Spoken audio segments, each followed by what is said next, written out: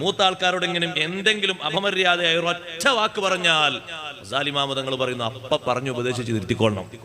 ഒരിക്കൽ വിട്ടുവീഴ്ച കൊടുത്താൽ പിന്നെ അതങ്ങനെ വളർന്ന് വളർന്ന് വളർന്ന് നിയന്ത്രിക്കാൻ കഴിയാത്ത രൂപത്തിലാകും.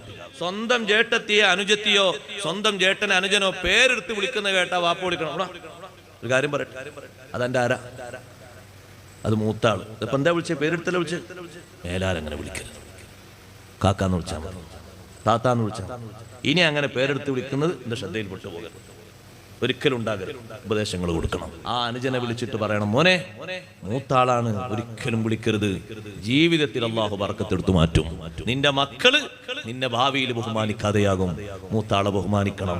ബാപ്പ പറഞ്ഞു കൊടുക്കണം മക്കൾക്ക്, ഞാനില്ലെങ്കിൽ നിങ്ങളെ ഈ വീട്ടിലെ മുഴുവൻ കൈകാര്യങ്ങളും ചെയ്യേണ്ട ആളാണ് മൂത്ത ഇക്കാക്ക. മൂത്ത ജ്യേഷ്ഠൻ ബാപ്പാന്റെ സ്ഥാനത്താണ്.